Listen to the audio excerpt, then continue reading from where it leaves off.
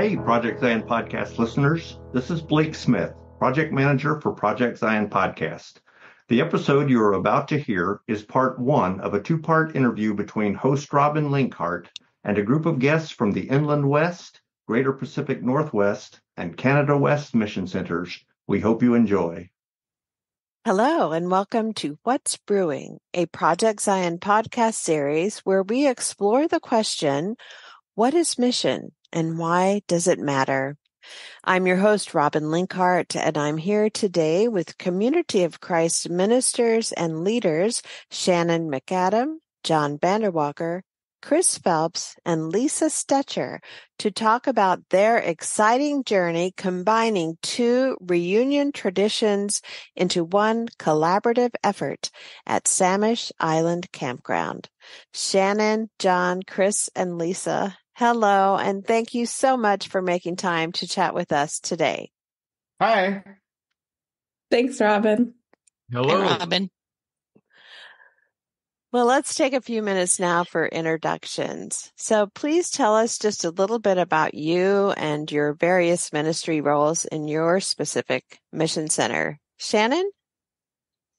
Thanks, Robin. My name's Shannon McAdam. I'm an elder in Community of Christ. I'm part of the Volunteer Mission Center President team in Canada West. And as part of my role, I help with a lot of different things. We have several people on our team who split up the Mission Center President responsibilities. I also attend the Vancouver congregation in British Columbia. Thank you, Shannon. John? Hi, my name's John VanDerWalker. I'm the Mission Center President for Inland West Mission Center. I've been a full-time minister for Community of Christ since 1999. I've served in various ways on 6 campground boards. I've overseen 3 camping programs for mission centers, and I was privileged to spend 3 years managing the Samish Island Campground. I have a little experience with camping and really appreciate the volunteer leadership that we have in the church. Thank you, John. Chris, let's hear from you. Hi, I'm Chris Phelps. I'm the former pastor of the Vancouver congregation in Canada, and the volunteer organizer director of the BC reunion for 15 years. So I've recently stepped down from that, and new people get to take it on next year. I'm also on the Samish Island board, and John and I came up with this idea, so we're going to move forward with it. And last but certainly not least, Lisa. Hi, I'm Lisa Stecher, and I am a priest in the Spokane Valley Community of Christ, and I have directed the Inland West reunion a couple years and co-directed this year for the combined reunion and co-directing again next year for our Inland West Canadian West reunion. Thank you so much, Lisa. So in 2023, Inland West Mission Center and Canada West Mission Center BC held their first combined reunion. This summer in 2024, my 2 grandchildren and I were blessed to attend your second combined reunion. Today, we want to hear all about that journey. So first of all, how was the idea born and what brought you to exploring the possibility? John, you want to start off with that story? Sure. This idea has been kicking around for quite a few years. And when I was serving as the manager of the Samish Island Campground, I got to experience the reunions of 3 mission centers. It was quite an experience, and I really enjoyed being able to course through in my daily duties the Canada West Mission Center's reunion. When I came back to Inland West as a Mission Center president, I saw that there was a need for us to energize the Inland West reunion, and I saw that it seemed like Canada West would be a natural fit for us to combine with. And since it had been kicking around for a while, I contacted the Mission Center leadership to see if it was okay to approach this. They gave us the green light, as well as did our respective apostles. And so Chris and I began working together to combine these two reunions. I did this for a couple of reasons. One was I thought that it would be good for our mission center to have a broader exposure to other parts of the church, basically Canada West. And also I saw and was concerned about the financial stability of the campground, and how our small reunion of about 35 to 50 people was taking a week when we could generate more income for the campground during that week if we were to combine and open up a week for another group to use. So we netted a profit for the campground by doing this, by opening up a week. And we also provided a revitalization of our reunion experience. Thanks, John. Now let's hear about how things were going for Canada West BC reunion folks. How did you all receive the invitation to explore combining, and how did you come to your decision to say, well, okay, let's give it a try? Chris, you want to start with that? Sure, I can talk a little bit about that. So John and I had been talking about this. This is pre-COVID, pre-pandemic, and we both thought it was a good idea. It took a little bit of time through shutdowns and all those other things to come. But when we came back together and we were having a reunion in 2022, John and I started talking about it again. And we raised this at reunion, tried to talk about it pretty broadly, had a couple of meetings where we invited everybody to come and share their input. There were some concerns. Our reunion is in Canada West. It's West Coast. It's a little bit loose, and we liked the looseness of it all. We didn't want to lose the flavor of what we created, but people were open to the idea, and we kept hearing from everyone we talked to, oh, Inland West would be a good fit. I don't think that'd be a real problem. I don't think you're going to run into big cultural problems. So we said, well, let's try it. And in the conversations John and I had, we said, this is an experiment. We'll see how it goes and evaluate at the end of the first one, evaluate at the end of the second one. We both thought for it to really work, it would take 5 years. And for it to really conjoin, it's going to take 5 years. But the first 2 years have been a good experience, and we're going to keep going from here. Shannon, from someone who sits in a mission center president seat, how was all of that unfolding for you and your team? What I love is just how kind of grassroots led this was, with John and Chris kind of taking on the discussions and really meeting and thoroughly discussing it, so that by the time they kind of brought the proposal to our mission center president team, we felt really confident in the work that they'd already done around sort of discerning this and seeing would it be a good fit. Having been in those conversations, we all love Samish Island and want to make sure that it's, sustained. And in Canada West, we have a really geographically large mission center. So we cover 4 provinces, and this reunion is mostly attended just by Canada West mission folks on the West Coast. And we have another family camp that happens at the Hills of Peace campground in northern Alberta. And so sustaining 2 reunions every summer is made a lot easier by being able to combine resources with another mission center.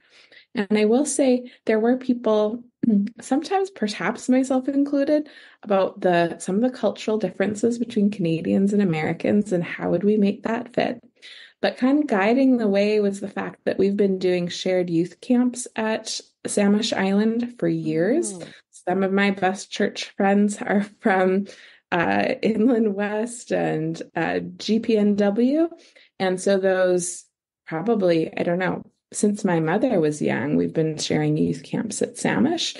And so what was most joyous for me was seeing people I knew from camps growing up at reunion for the first time, who had been in different mission centers. So while there was some trepidation, There was also a lot of excitement about the possibility, and that groundwork that had been laid for many years, I think, served us well. Great. Okay. So I really want to kind of take it from the very beginning so we can hear the story of how this unfolded, because I know there are lots of different layers to this.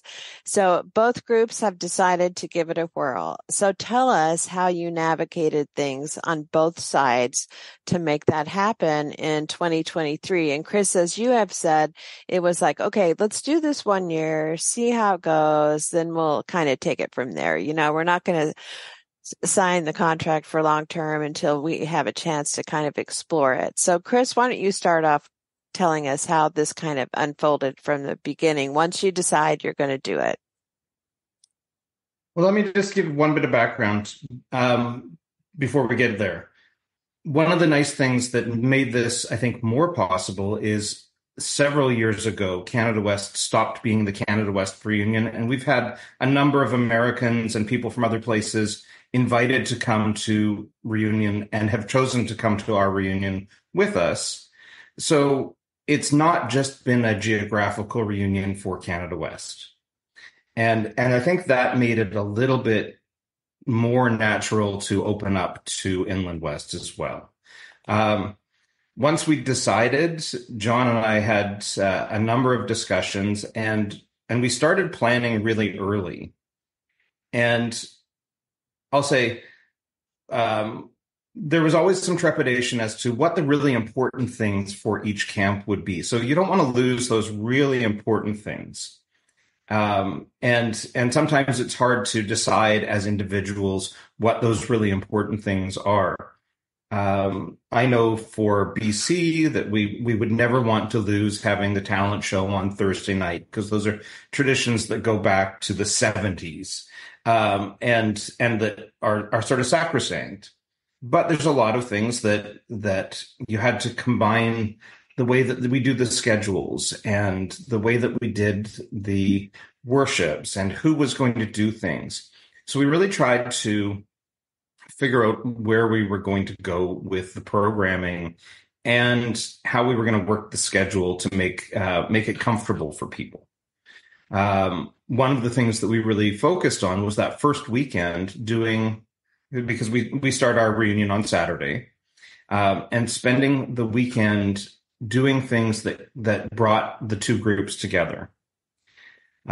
So we had a story and song service on Sunday evening, which was about sharing stories about Samish Island. So we've got two different groups and different people who all have stories about this one sacred space, and they can share their love and their knowledge and their excitement about being in this one place together. And hearing other people's stories made that more real. The communion service in the morning on Sunday was run by John and Shannon, I believe, and brought that sacramental aspect into things. So we started to look at that weekend as being a time to get to know one another, and then figured by the time we get to Monday, things will sort of smooth out and we'll have classes and all the normal activities going. People will mix a little more gradually and naturally, and we'll see how it goes. It didn't work exactly the way we thought it might. I won't say everything flowed as perfectly and smoothly as we wanted, but it was a good first kick at the can, and we learned a lot that first year. So started planning early and tried to mix things. That's where we got to. So John, tell us how it was on Inland West side that first year as you're beginning to navigate and plan. So I kind of look at this experiment kind of like dating. We haven't decided to get married yet, but we still like each other, and we really want to get to know each other better. So it was a kind of well, let's put this together in a benign habitat where we can see who can bring what to the table. And Chris was really good to work with. One of the things that Canada West prides themselves on is that they are pretty laid back, and they really are. And that was kind of hard for some of us. We made some mistakes the first year. One of them was that we assigned specific services to each mission center, and that didn't really work. Where we tried to just showcase stuff from our, ministry from our mission center, and Canada West did the same with theirs. That seemed like we were two separate groups, and Chris pointed that out to me that this isn't really working. So we abandoned that the second year, and I've actually been privileged to see two congregations combine into one congregation. And the best way for that to happen is an organic experience. And I believe that's what we've been creating with our combined reunion, is that this year, we asked people to be in charge of worship services and classes and whatnot. But because of last year's experience, we were able to start seeing the inherent talents and skills of folks from outside of our own mission centers, and we were able to tap those skills, and it kind of blended together naturally. So the dating metaphor continues on as we get to know each other better.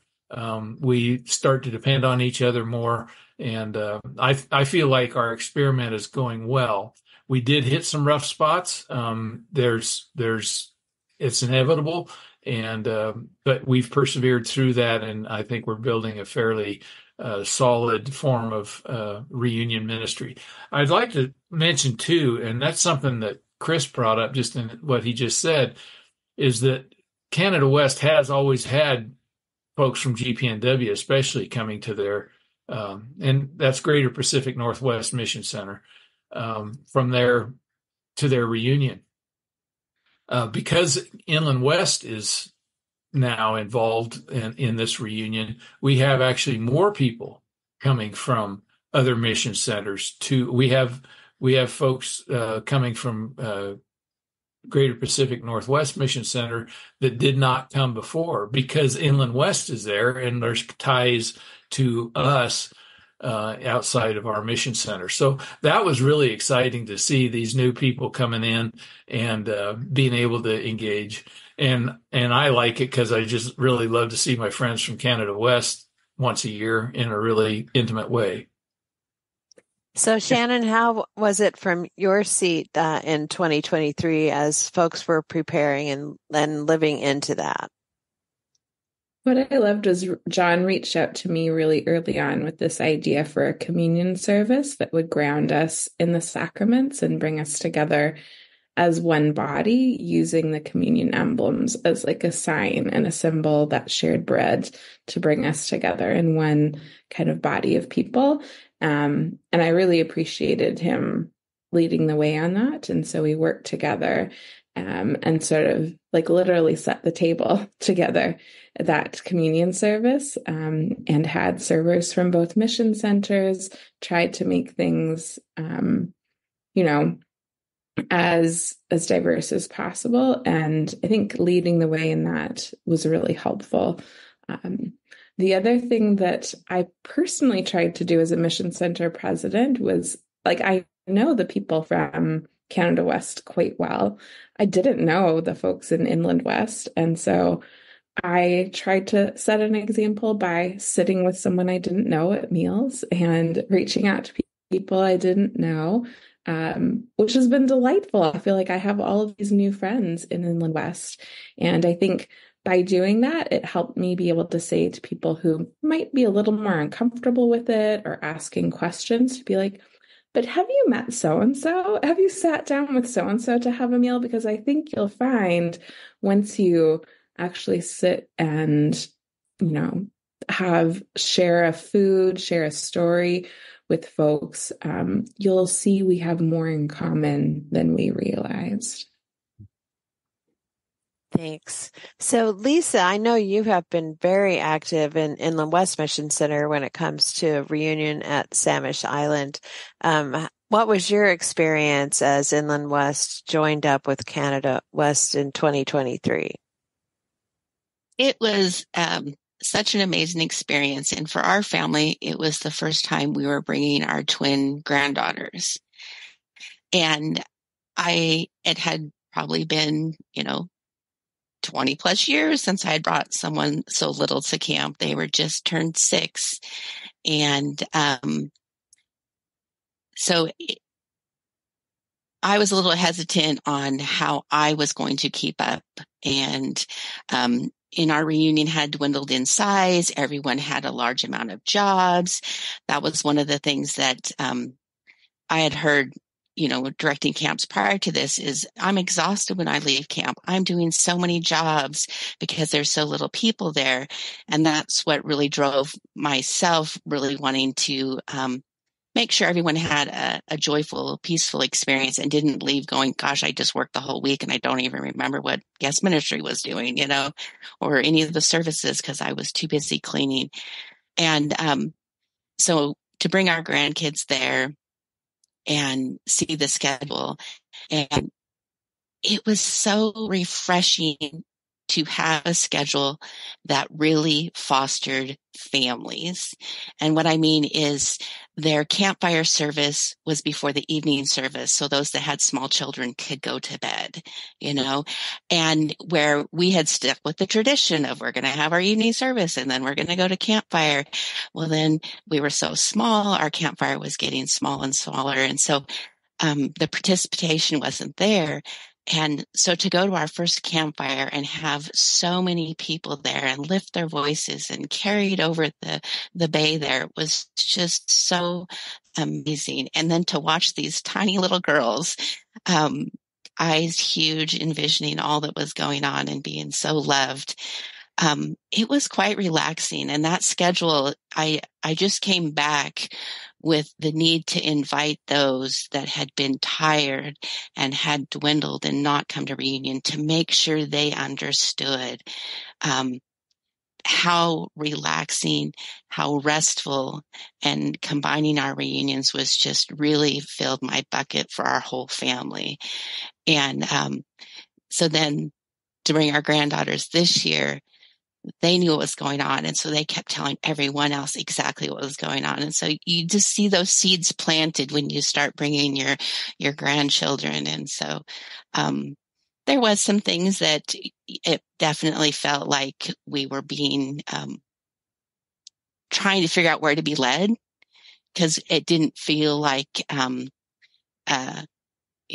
the schedule was all new. It was very different, even though we had aspects of sentiment that we've always done there. Just the change that it at times felt like we were, following versus commingling. You talk about interactive play or parallel play. We're just kind of like paralleling and following. And so, but I'm one that always takes, first year you're learning, second year you're implementing, and third year you're finally getting your groove. So I'm glad we got a 5-year plan of everyone getting our groove, because the first year was great. The second year was even more amazing, and I'm excited for the third year. Thanks. So we've touched on this a bit already, but I want to just dig a little bit deeper into what some of the challenges were that first year of combining. Who wants to talk about that? I can. Or Shannon? Go ahead, Chris. Okay. I think there were moments in planning the first year where we didn't really know. We kind of had an idea what we wanted to accomplish in bringing everyone together, in having these shared experiences, and having everybody understand that we were more alike than we were different, and that some of the differences were just fun, not important. But sometimes we didn't really know what to focus on. And I remember having one of these Zoom meetings, talking with John, and we were going back and forth, and we were laughing and having a good time, trying to figure out what the really important stuff was. And I came away from the meeting thinking, I don't know what's important to Inland West. And no offense, John, but sometimes you're a crotchety old man, as am I.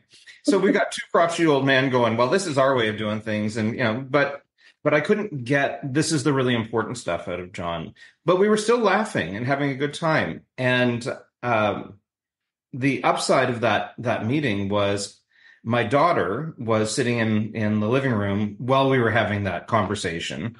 And afterwards, she said, "You guys work really well together. It's all going to be fine." Mm-hmm.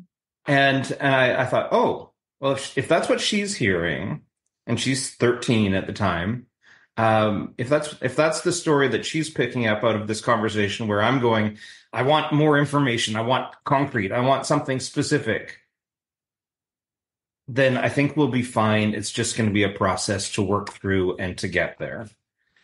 So it was challenging figuring out what was important to the different groups, and it was challenging to see where things were going to end up. But I think we had a sense that it was going to end up well. Thanks, Chris. Shannon, did you have something?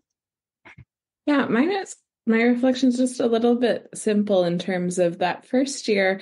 I found myself feeling like, oh, I had these ideas of comfort around reunion, of the people I know, the way we do things, and I felt like I was being pushed out of my comfort zone in a place where I've always felt really safe and things are the same. And it's very like there's a certain, I don't know, like a spiritual comfort there. But I realized as the week went on that I was actually feeding myself in my spirit in new ways that I hadn't done at reunion in a long time. That from that safe container, I could actually meet new people who might have different political views than me, or different more life experiences than me, different church experiences than me. And that instead of those things making it an uncomfortable or unsafe space, it actually was kind of the opposite, that the safe container that I knew already existed allowed for me to encounter new people and new ideas and new ways of doing things in a really beautiful way. And so by the second year, I was really excited to have lunch with my old friends. I had only met the year before, but because of those stories we shared, and I think a lot of people, if you've been to a reunion before or a family camp, the intimacy that's created when you're eating together and working together and worshiping together and praying together is really quite profound, and you can create quite strong bonds with people in a short amount of time. And so I found allowing myself to let those bonds of community carry me meant I was able to leave that comfort zone more comfortably. That's beautiful. John, how about challenges you encountered? So one thing for listeners to understand is that Canada West's contingent of reunion goers is over twice the size of Inland West's reunion goers. So we have an inequality of numbers on the ground. And the first year that was kind of an evident thing, because, birds of a feather flock together. Well, that's true about people. And so we had kind of these different things. And one of the challenges that we looked at and that we actually had to face was cliques. It's especially evident among the teenagers. And we've tried to put into place some things in the second year to address those things. And it's not one group or the other. It's just the way humans are. One of the things that I really appreciated that helped get through some of the difficulties was the theological depth that is existent in both of the mission centers. And I'd like to just say that Shannon kind of exemplifies that when she talked about the communion service that we did together. It was really easy for her and I to do that together without a whole lot of, back and forth. When we didn't talk as much about the services, some might think we should, because we were talking the same language, and her depth, which is extensive, really did serve the reunion well. So we have that in our lay ministry. We have it in the professionals that are there. So the challenges were there. The difference in sizes. We're both democratic societies, U.S. and Canada, but we do it differently.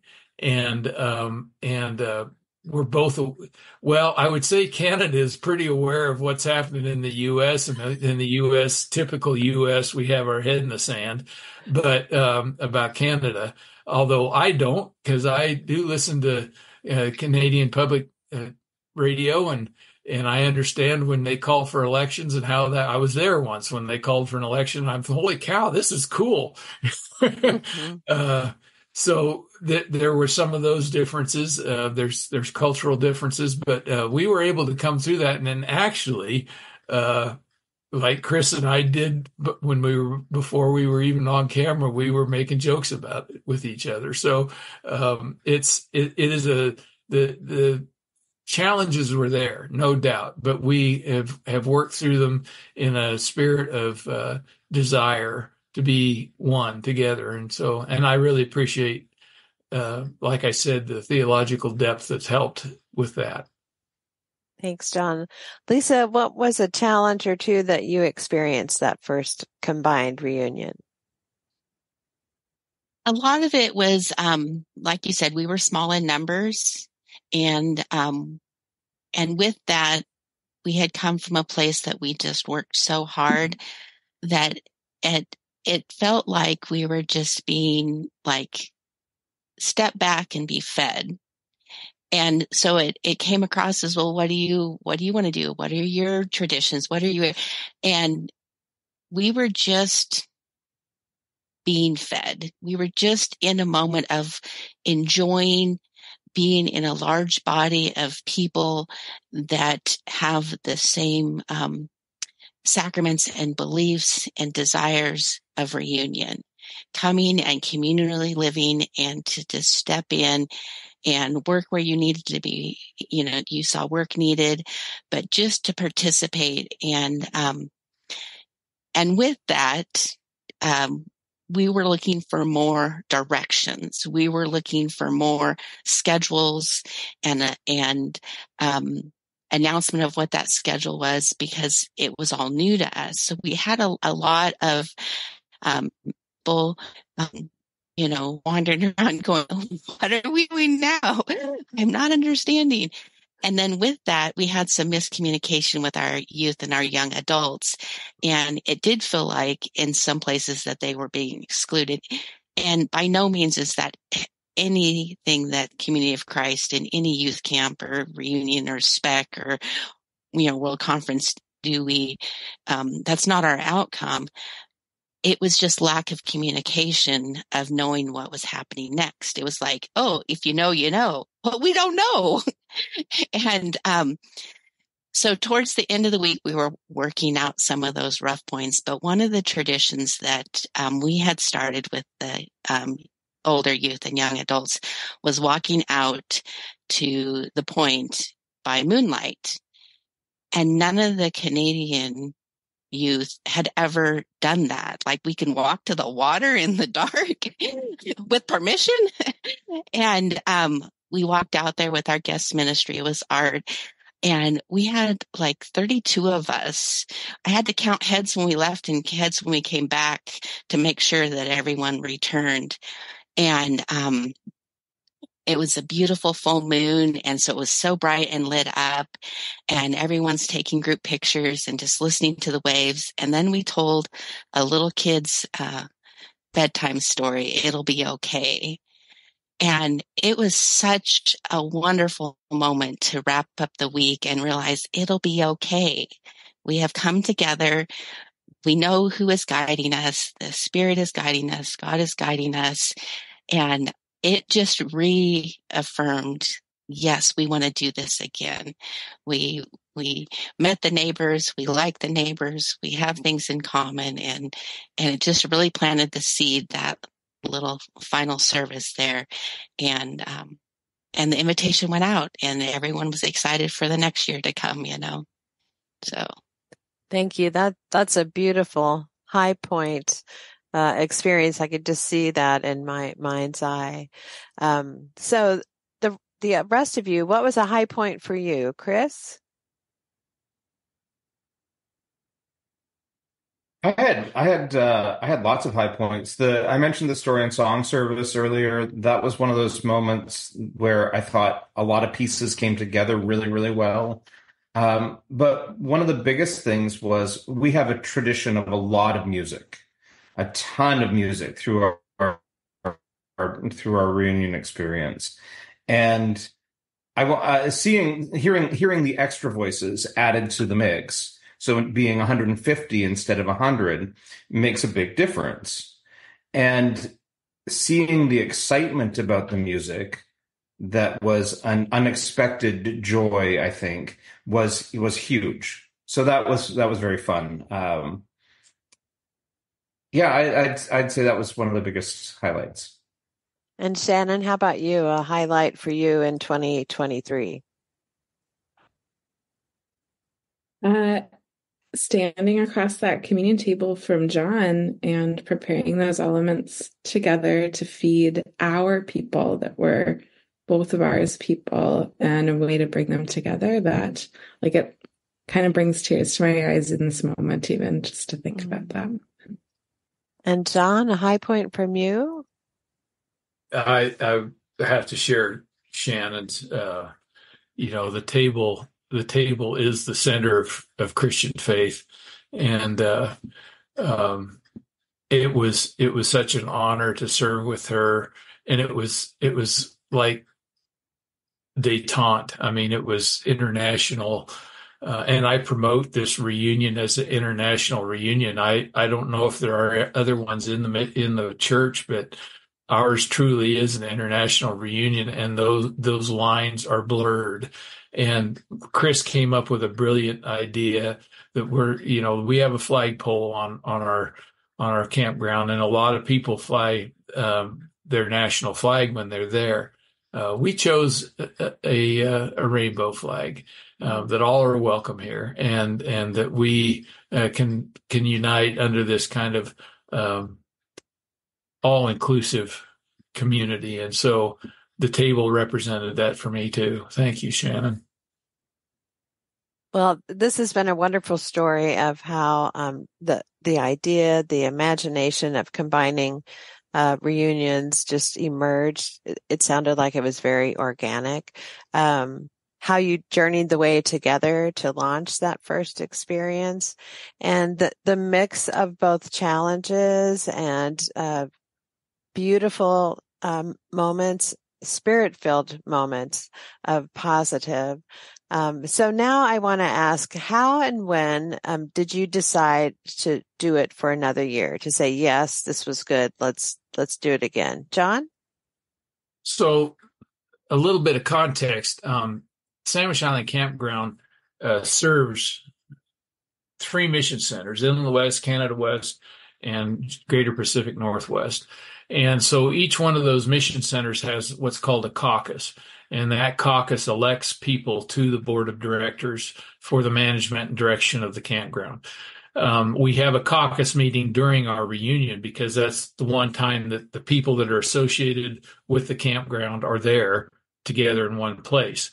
So Chris and I talked about it. I talked about it we talked about between mission center presidents that we would that I was planning on having a straw poll during our caucus meeting of that first reunion. And it was a non-binding vote because the mission center president and the apostle actually have the authority to do this kind of stuff without having the body participate. But we wanted to have a feel for how the people thought our reunion was going. So we agreed that we would have a straw poll at our caucus meeting about how is this reunion going, and do you want to do it again next year?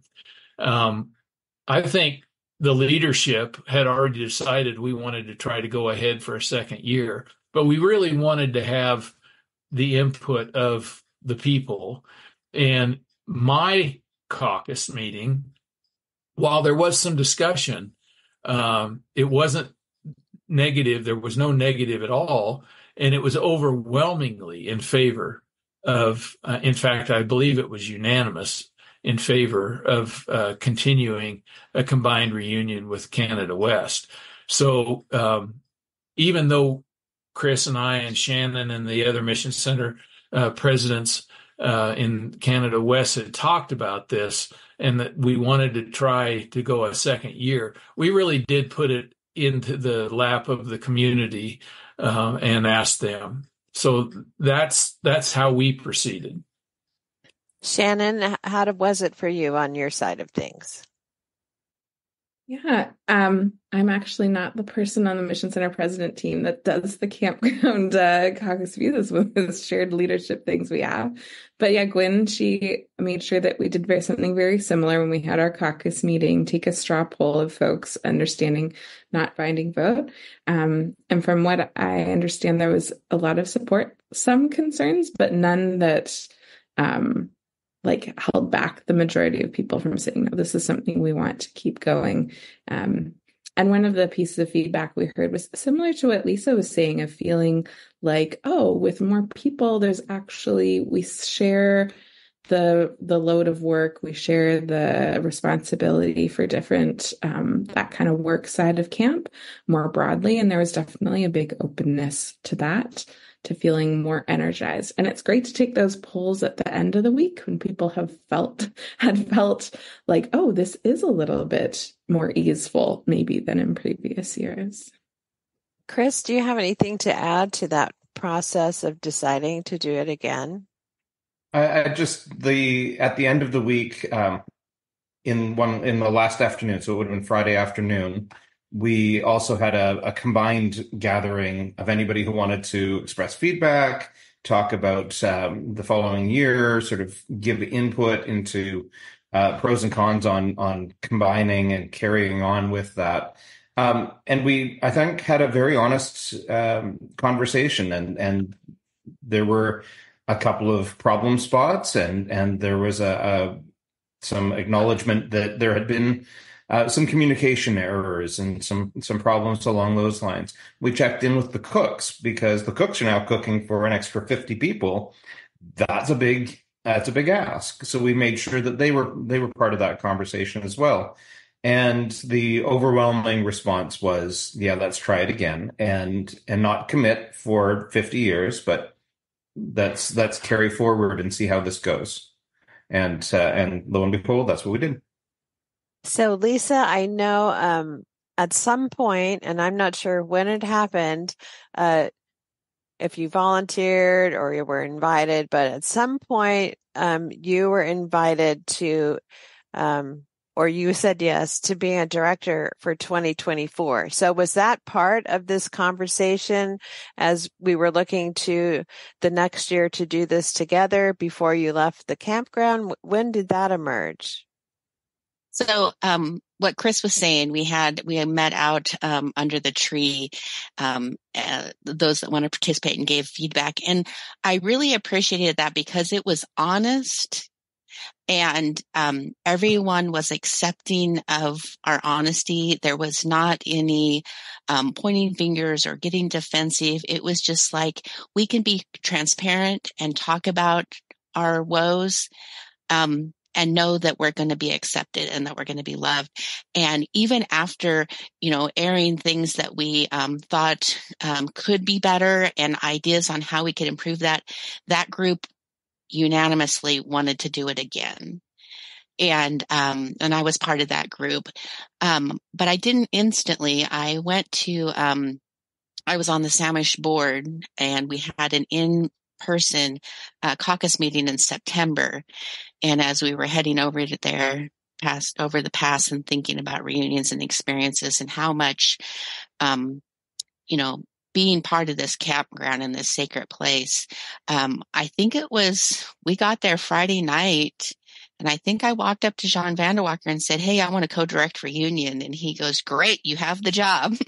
And I was like, I knew that's what I wanted to participate and be part of. And I have a wonderful supporting mission center. And they said, "Great, thanks. We appreciate that."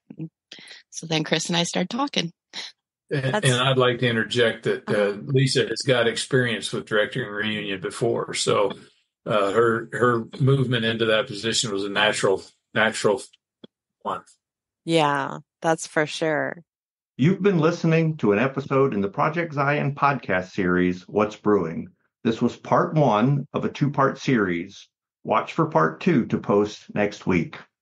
As always, a very special thanks to you, our listeners, for spending a portion of your day with us. This is your host, Robin Linkhart, and you are listening to Project Zion Podcast. Go out and make the world a better place. Take good care. Bye-bye.